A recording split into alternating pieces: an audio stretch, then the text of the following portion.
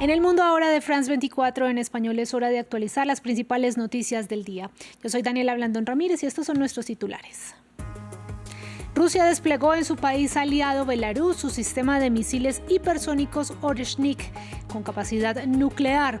Esto es visto como una manera de reforzar su capacidad de ataque no solamente en Ucrania, sino en toda Europa, en medio de las complicaciones en las negociaciones de paz. En Yemen, el gobierno respaldado por Arabia Saudita acusó a Emiratos Árabes Unidos de apoyar lo que llamaron la rebelión de los separatistas en el sur del país.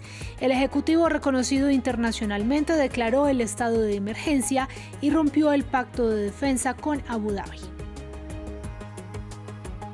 Reacciones dispares en Colombia por el incremento del 23% en el salario mínimo para 2026 decretado por el presidente Petro. Al ser el aumento más alto en 3 décadas, sindicatos lo aplauden y empresarios advierten de daños para la economía. Lo analizamos.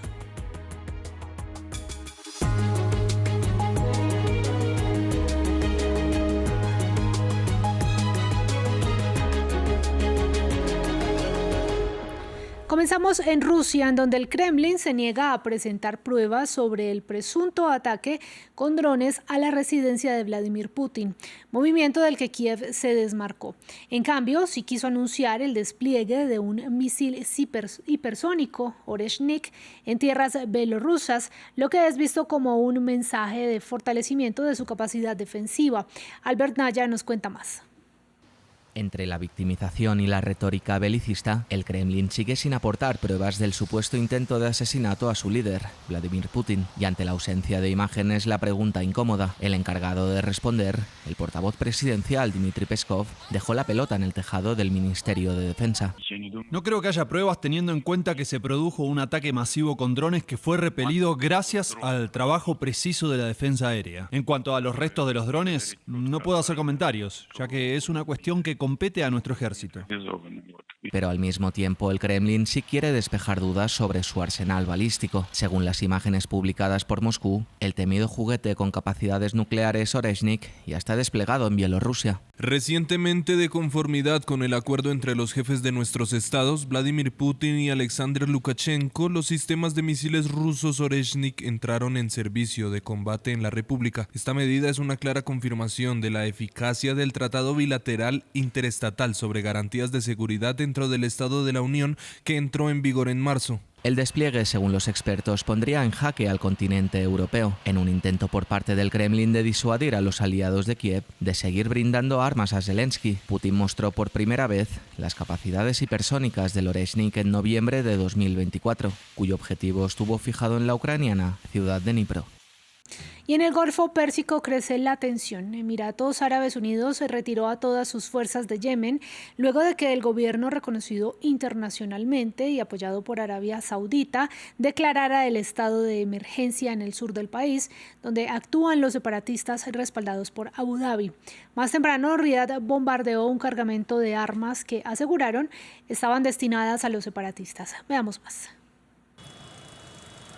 En el puerto de Al-Mukalla, al este de Yemen, vehículos destruidos, aún humeantes, y edificios derribados por la explosión. A primera hora del martes, Arabia Saudita, aliada de las fuerzas gubernamentales yemeníes, bombardeó este puerto estratégico. El objetivo, destruir cargamentos de armas destinadas a los separatistas del Consejo de Transición del Sur.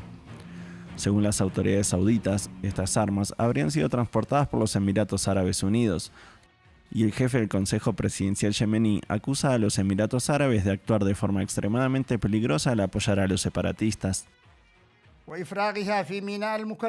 Esto supone una escalada de tensiones contra la seguridad y la estabilidad de las provincias de Hafr-Marraun y Al-Mahara. Estos ataques se producen en un contexto de fuertes tensiones dentro del bando aliado al gobierno yemení. En las últimas semanas, el Consejo de Transición del Sur, a pesar de ser miembro del gobierno, se ha apoderado de vastos territorios en el sur del país. Sus partidarios piden el restablecimiento de un estado en el sur de Yemen, donde una república democrática popular fue independiente entre 1967 y 1990. Le decimos a la comunidad internacional y a la coalición árabe deben respetar la voluntad de este gran pueblo, que ha encargado a nuestro jefe, el líder Haidar al-Zubaydi, que declare el sur como estado independiente.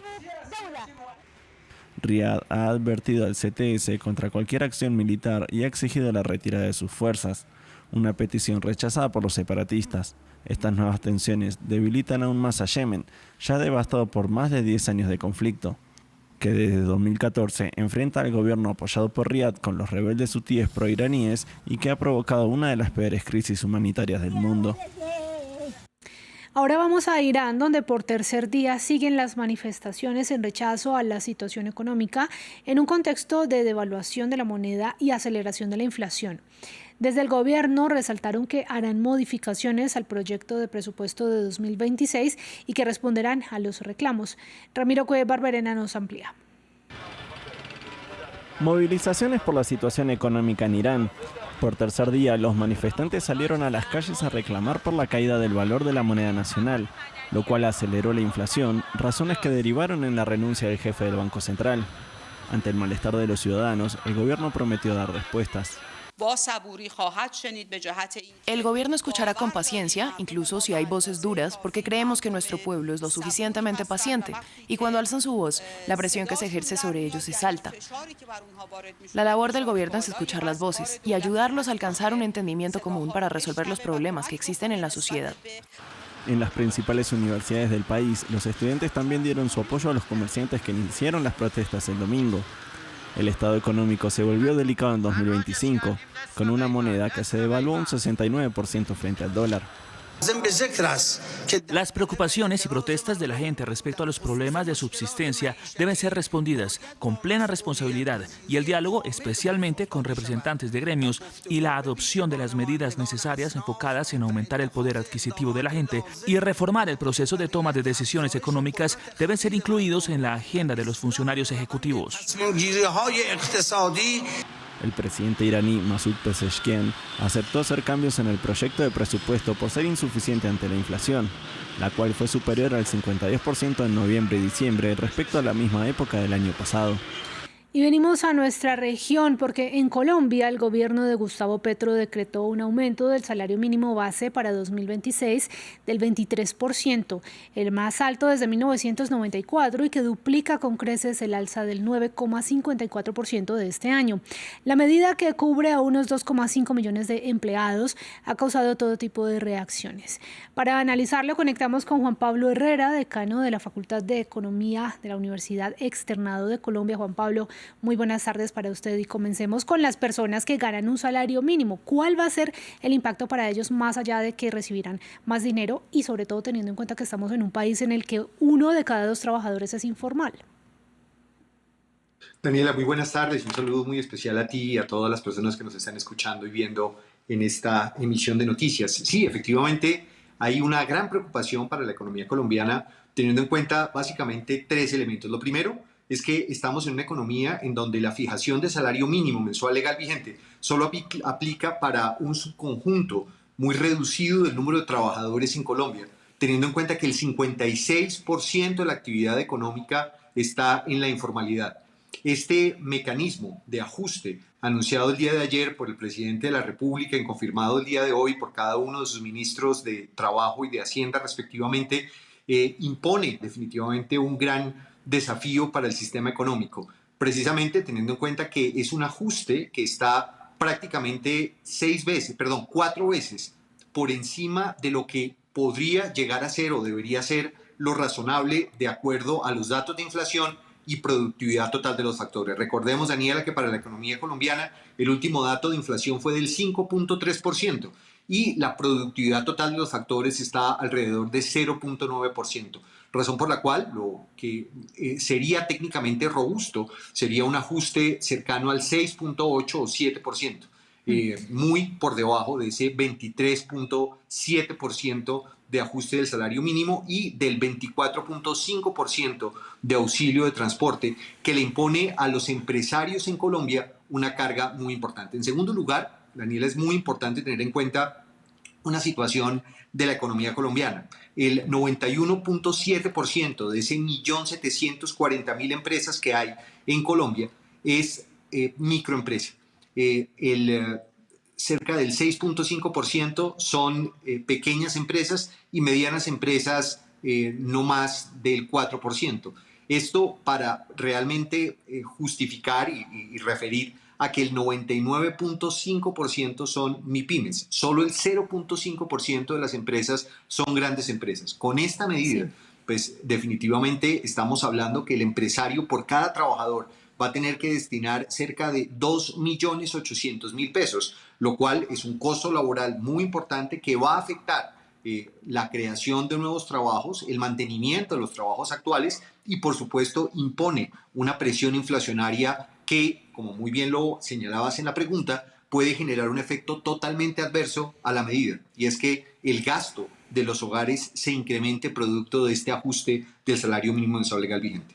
Claro, y además los empresarios también alegan que vienen de una reforma laboral y de una emergencia económica que eventualmente subiría impuestos. Ahora, ¿cómo puede analizarse que el aumento del salario cuadruplique la tasa de inflación, como nos venía mencionando, en plena etapa electoral? Sí, es una medida que pareciera netamente populista y lo que más preocupa es que se quiera hacer medidas populistas frente a todo el sistema económico en general. Y esto pues, puede generar y desencadenar unas situaciones totalmente adversas para el buen comportamiento del sistema económico. La economía colombiana a lo largo de la historia se ha caracterizado por tener un manejo macroeconómico supremamente conservador. Este tipo de cambios súbitos, de ajustar, como muy bien lo señalas en tu comentario, 4 veces el salario por encima de lo que técnicamente sería deseable ajustar, pues genera unos efectos distorsionantes muy complejos para la economía colombiana en su conjunto. La Asociación Nacional de Instituciones Financieras en noviembre de este año hacía un ejercicio que me parece muy valioso traerlo a colación. Por cada punto porcentual de ajuste del salario por encima de la inflación, se estima un efecto de 0.24 billones de pesos adicionales que el gobierno debería estar destinando para su gasto.